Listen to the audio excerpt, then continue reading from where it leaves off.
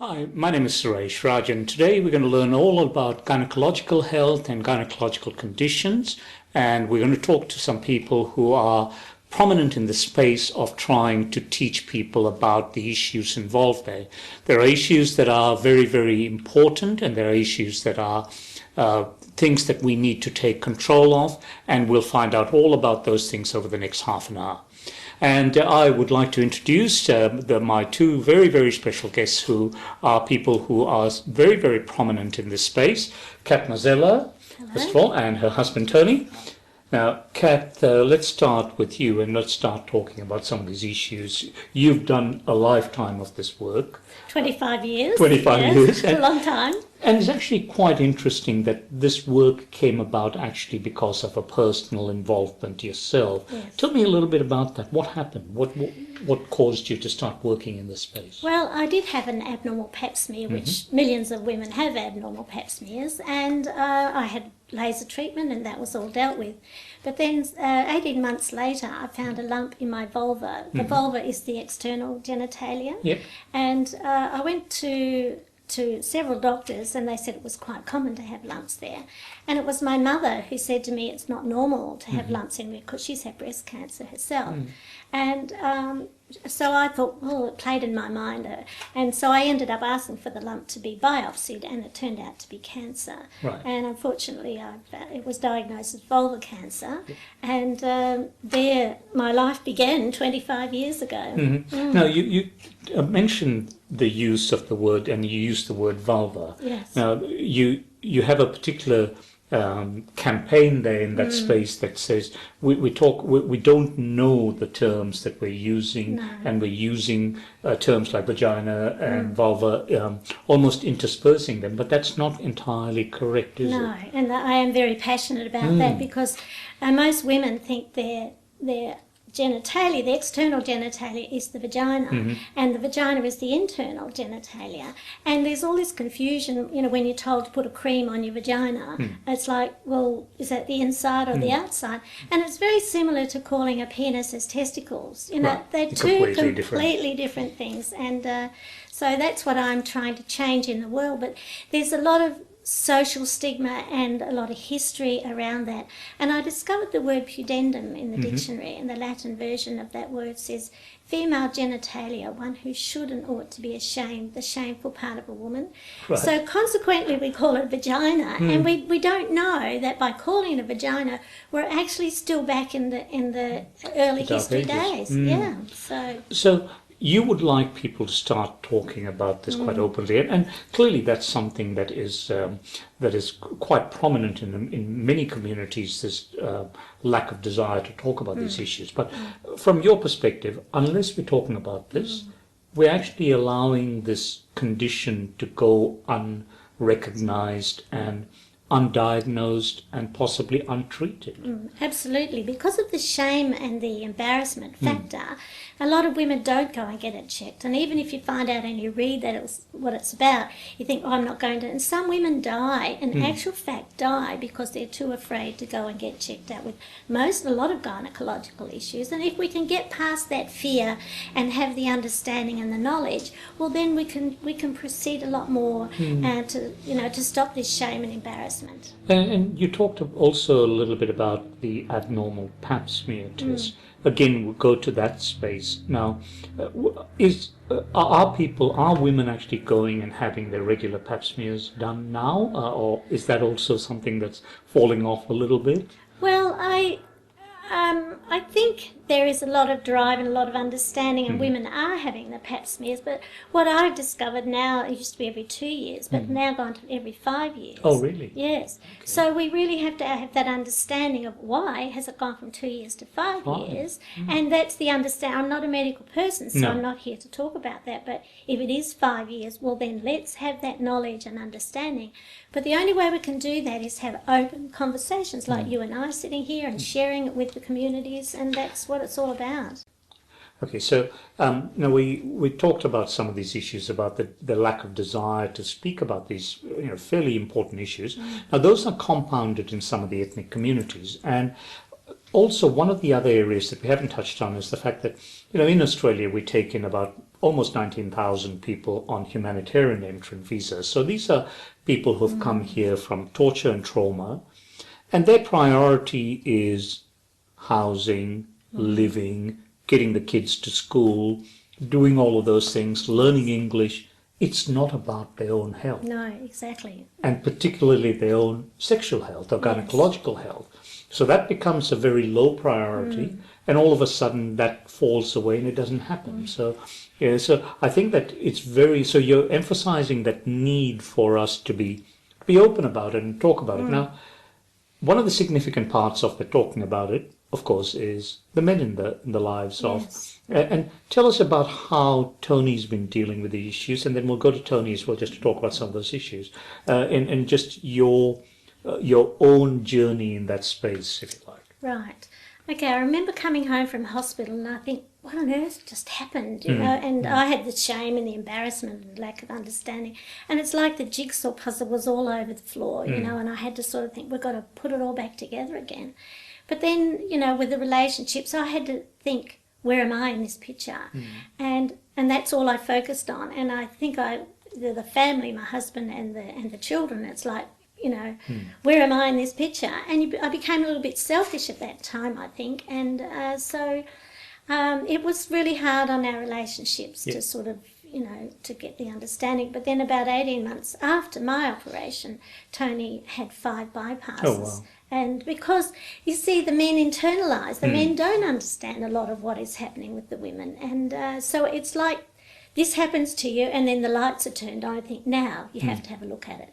But if I can teach people to have a look at it beforehand, with all the stress these people are under, we need to see, where are you in the picture? Don't wait to die because I could have died, and don't wait till that point, till you have a look at what's happening to yourself. Don't be a martyr. Yeah. You need to address that right up front. Absolutely.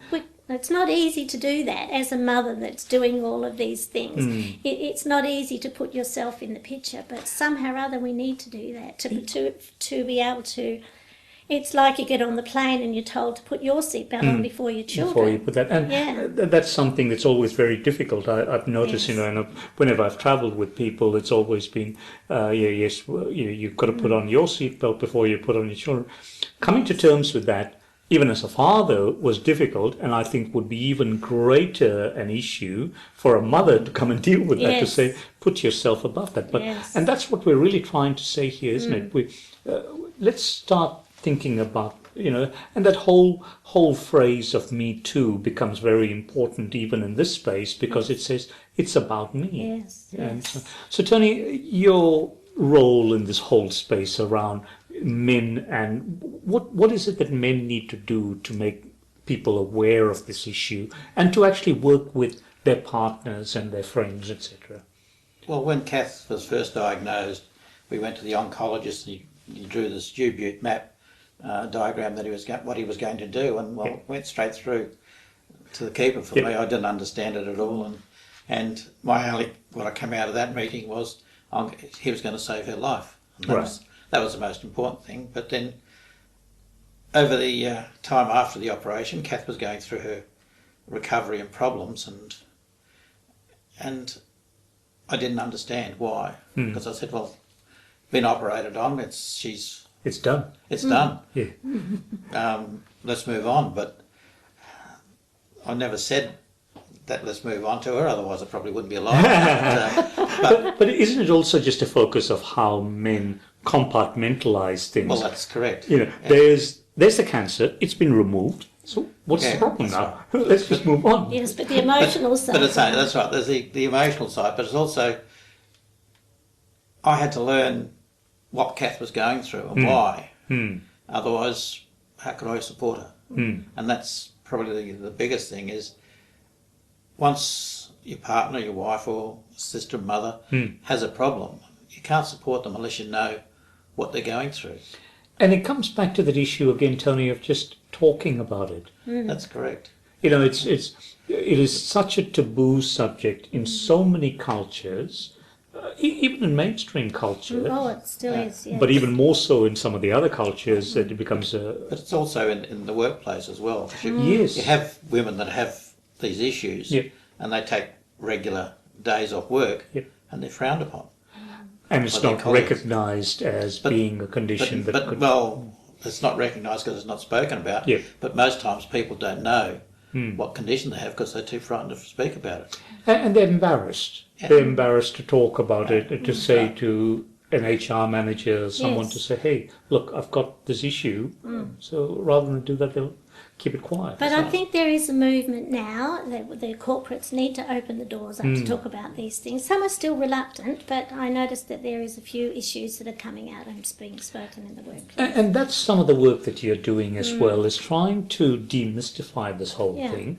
And you would be available for corporates to engage you, for example, to come and talk to a group of people. Yeah. And we emphasize, we're not talking about the medical issues here. No. We're talking about just the social aspects, the community aspects, and The you lived as an experience. individual. The lived experience is so important. You know, I sort of think this day and age when you have a corporate event and you have a professional speaking about perhaps the medical side of things, you always need to have that lived experience because then you have the balanced perspective.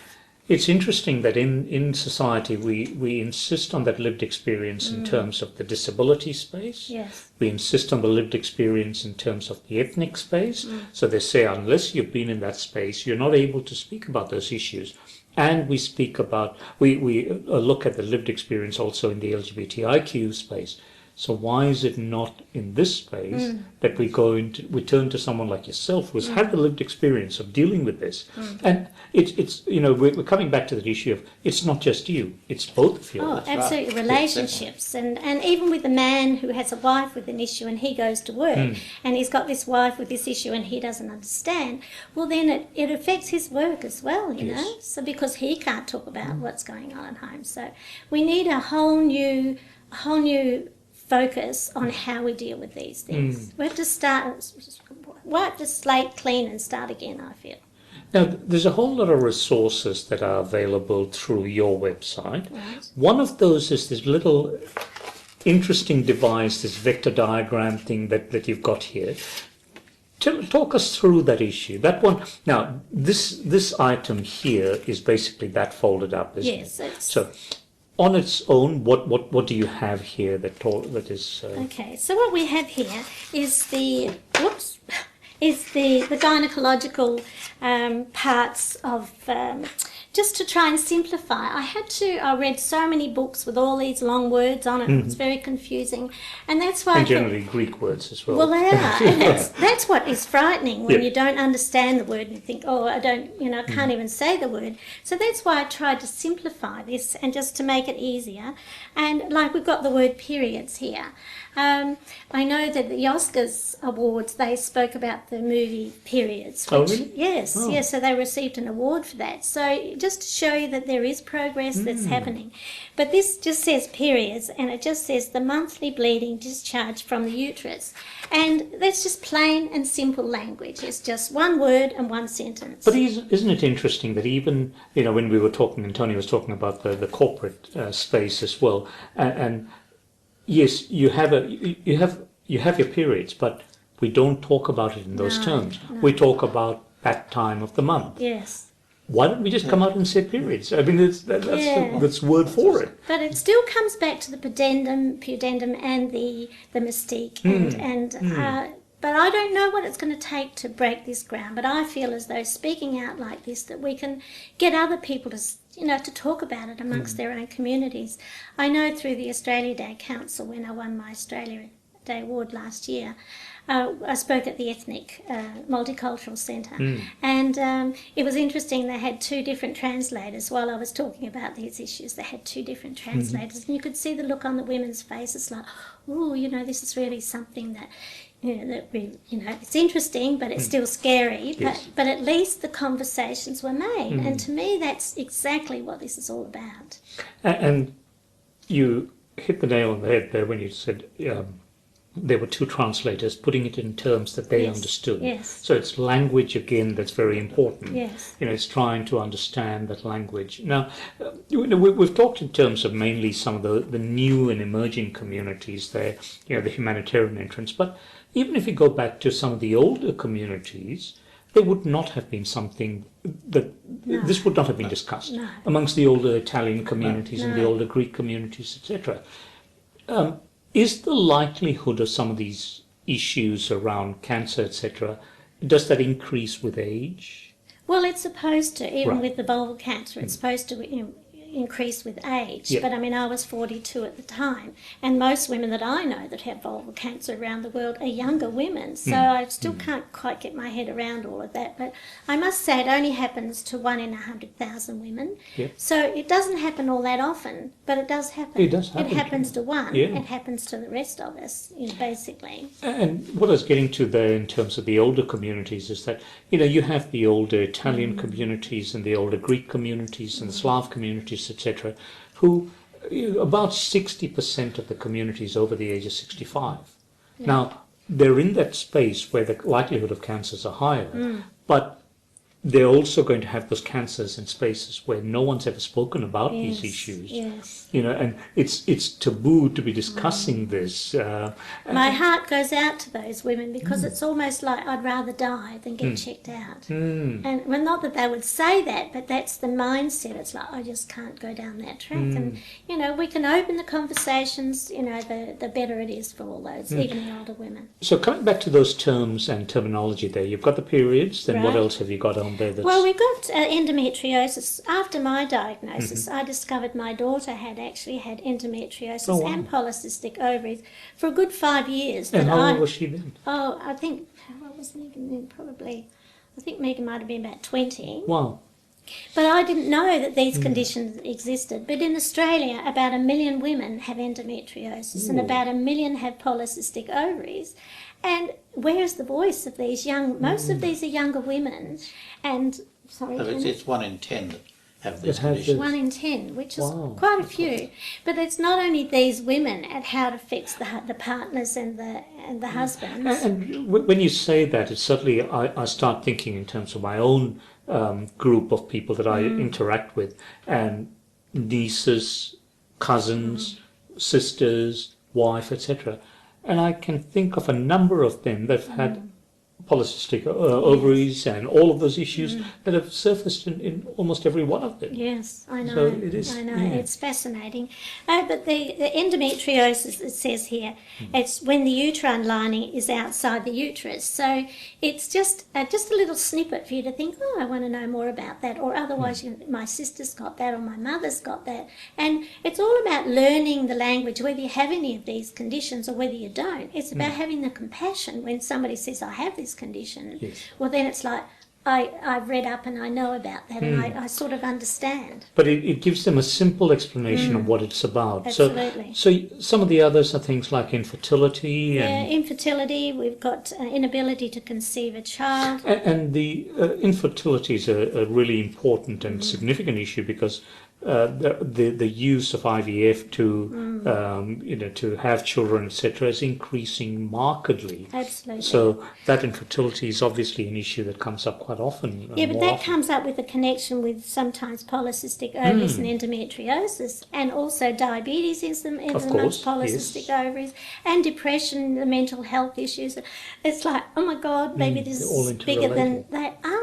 Sort of interrelated, but these are the things we need to bring out that have been behind a closed curtain for so long. So someone who's coming here who has not spoken about these issues before can pick up that document there, this one, which is the folded up one, All right, yes. and immediately look to saying, okay, infertility, and actually open it up to have a look at what's written there. Yeah. And that's the idea. So someone can quickly look at that and say, okay, menopause. Now, menopause is something that completely flummoxes almost every man that I've known, because I don't want to go there. that's right. I often say that it is clear that menopause also impacts on men. Oh, absolutely. And with the behaviour that I've seen from some men, it's quite significant. Yes. But then we're talking about sexually transmitted infections. We're talking about thrush. We're talking about hysterectomies, and so it really is a very simple way, demystifies that whole mystique that exists about all of these conditions, and to say, here's a simple explanation. And it also encourages them to go and seek further information. Absolutely. Now, when they're going for further information, can they go to your book, for example, and get a bit more information about some of these issues? Yes, well, I have this book called The Not So Secret Women's Business, and it's just a plain. Somebody said it's too simplistic, but that was my aim, to make it simplistic, not make it academic and speaking on the same level. I don't think you could ever make this too simplistic, because it has to be. Yeah. When it's a subject that's never been spoken about. No, that's right. You have to keep it simple, otherwise, because we're starting from base level. No one's talked about this. No, that's right. And, so the time is right now. But and especially for men. yes. It needs to be kept nice and simple. Well, that's right. Yeah, men and women. But it's just basic. It just has a basic story, somebody's story about, say, hysterectomy. And then it says how to deal with somebody who's had a hysterectomy at the same time. And then we've got like a gynecological cancer and endometriosis, just somebody's simple story, and then just not what you can talk about or how you can deal with endometriosis. How you can talk about that's fascinating. That's even when you go visiting this person, what are the things you can say and can't say? Is that the sort of thing that you're talking about there? Or? Yes, yeah, but it's sort of saying, like, be a good listener, yes. Do something to make them feel special, or do you want to talk about it? And if they say, no, I don't want to talk about it, you just, but you open the conversation, and it's up to you what you want to do.